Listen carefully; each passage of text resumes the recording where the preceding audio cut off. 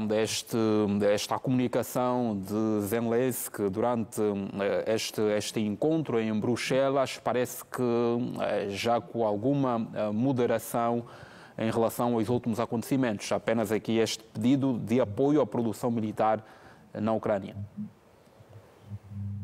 É uma conferência, não é, extraordinária, colocada pelo Conselho Europeu, reunido extraordinariamente, para analisar justamente este componente securitário da Ucrânia e também da própria Europa, não é? Na reunião, no que toca, por exemplo, a componente ucraniana, foi aprovada uma declaração de 13 pontos, e o interessante foi ver no quarto ponto que ele elenca 5 princípios ligados à negociação para o fim do conflito entre a Rússia e a Ucrânia. O primeiro princípio fala exatamente o que o presidente Zelensky tem vindo a defender, isto é, que não pode haver negociação para o fim do conflito sem o envolvimento da Ucrânia. O segundo princípio fala da necessidade do envolvimento da própria Europa enquanto sujeito territorial, né, interessado neste conflito, dizendo que qualquer negociação que implique a segurança europeia deve também contar com a participação da Europa. O terceiro princípio fala da ligação, da conexão do cessar-fogo, não é, a um acordo de paz efetivo. O quarto fala da necessidade de garantias securitárias à Ucrânia no pós-acordo de paz. E o quinto princípio fala justamente da observância da integridade territorial da soberania ucraniana. Enfim, são princípios que poderão seguramente nortear a negociação para o fim do conflito, porque, como se viu há dias, o presidente Zelensky manifestou a intenção de voltar à negociação mediada pelos Estados Unidos para o fim do conflito, e se espera agora quais serão as reações da parte de Washington e também da própria Rússia. Mesmo se a Rússia, enfim, reagindo aos dizeres dos europeus, terá dito que irá manter o que é seu. E aqui o que é seu parece estar a referir-se à parte da Ucrânia que já está sob sua ocupação, o que violaria, se isto se observasse, o quinto princípio que acabamos de elencar, de citar, aliás, que é o princípio de respeito da integridade territorial da Ucrânia. Enfim, é um summit que reforça o apoio não só militar, político, como também diplomático à Ucrânia, colocando-o em posição de não se sentir isolado depois de ter tido aquela confrontação, enfim, verbal com Washington, não é? Enfim, parece que tudo está a alinhar-se para isso, depois no que toca, por exemplo, ao apoio militar, também na mesma declaração de 13 pontos fala do apoio de mais bilhões de dólares à Ucrânia para o reforço da sua segurança nacional. Parece que a posição do Conselho Europeu é a mesma de sempre, isto é, paz através da força, isto é, permitir que a Ucrânia tenha meios de disposição para poder negociar em posição de força com a Rússia. E depois veremos nos próximos tempos como é que isso vai ser desenrolado. Portanto, este encontro aprovou igualmente o que já analisamos ontem, o plano de rearmamento da Europa. Houve aqui alguma concordância e países que pediram uma reavaliação relativamente ao investimento que se quer fazer. Bem, parece ser um plano de intenções, né? Enquanto não for implementado, não passará de um plano de intenções, sobretudo porque em volta dele há uma série de dúvidas que se colocam. Por exemplo, uma delas é um investimento para a defesa comum, não é? Ou é um investimento de cada Estado nacional da União Europeia?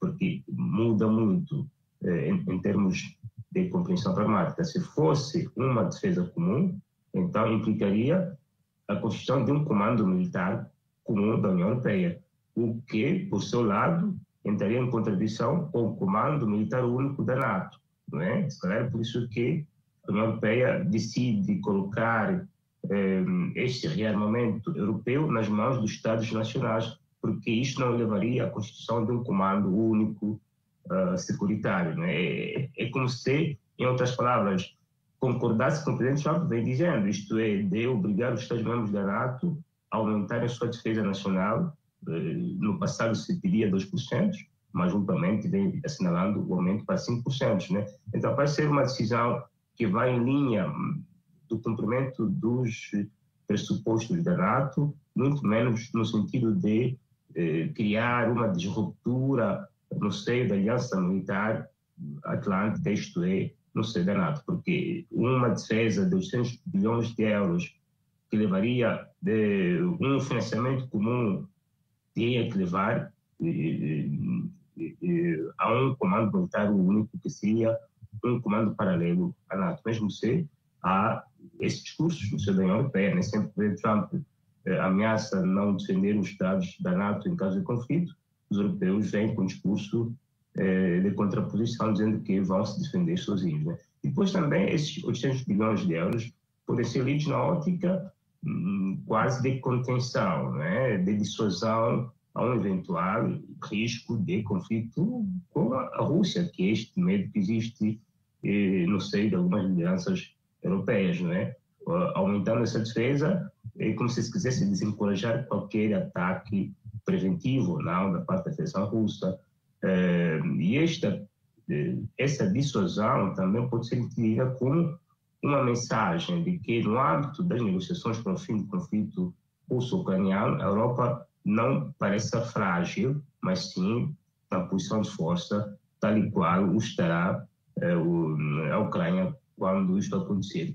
Enfim, é uma decisão que depois veremos. Houve um consenso, os 27 Estados-membros da União Europeia aprovaram este plano, excepto o apoio à Ucrânia, porque aí a Hungria não deu o seu voto, mas esta ideia do apoio do investimento dos 800 bilhões de dólares venceu o consenso justamente porque seguramente os Estados é que vão ter a decisão final para decidir se vão efetivamente dar esses contributos ou não. Né? De resto, enfim, o que importa também dizer aqui é que, como já dissemos ontem, paralelamente à componente militar, é importante que outras componentes paralelas funcionem. Né? Falamos ontem da arquitetura securitária comum, internacional. Hoje importa referir um exemplo que aconteceu durante a Guerra Fria, que é o período pós-Segunda Guerra Mundial.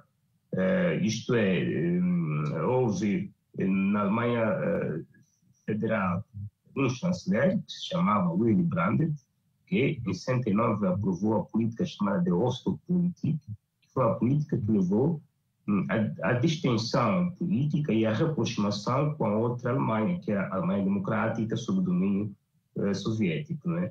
E esta Ostpolitik abriu caminhos para a reaproximação, que no final depois culminou com a própria reunificação da Alemanha no fim da Guerra Fria. E, inclusive, até Willy Brandt venceu o Prêmio Nobel da Paz em 71, justamente pelos esforços de negociação diplomática com a União Soviética para evitar que a Guerra Fria passasse de fria para a Guerra Quente. Hoje, esses esforços do tipo Ostpolitik não estão a ser promovidos, né?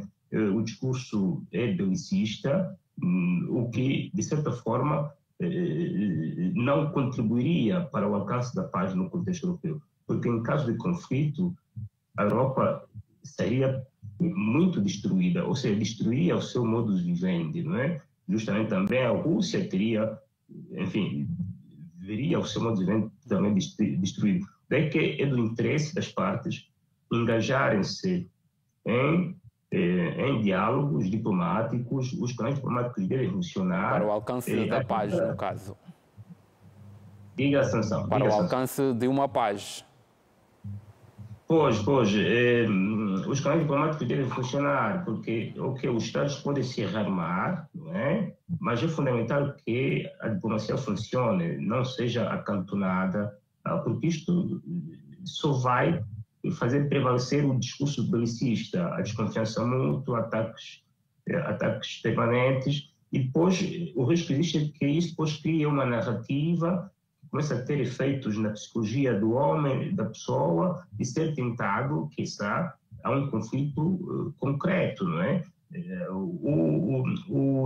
Acho que economista, não sei se economista, mas o autor do livro A Psicologia dos Dinheiros, Morgan Housel, ele fala de um exemplo concreto disso, que durante a crise do subprime de 2008, antes disso havia uma narrativa pública dos mercadeiros de Wall Street e não só, que estavam a desenhar, estavam a falar sempre de que haveria uma crise econômica, e isto tudo levou depois à criação de condições efetivas materiais que redundaram na crise econômica de 2008, 2009, né? Então, o discurso tem essa força de criar as condições mentais, materiais, para que, de facto, a guerra seja efetiva. Para evitar que isso aconteça, o diálogo e a diplomacia são fundamentais.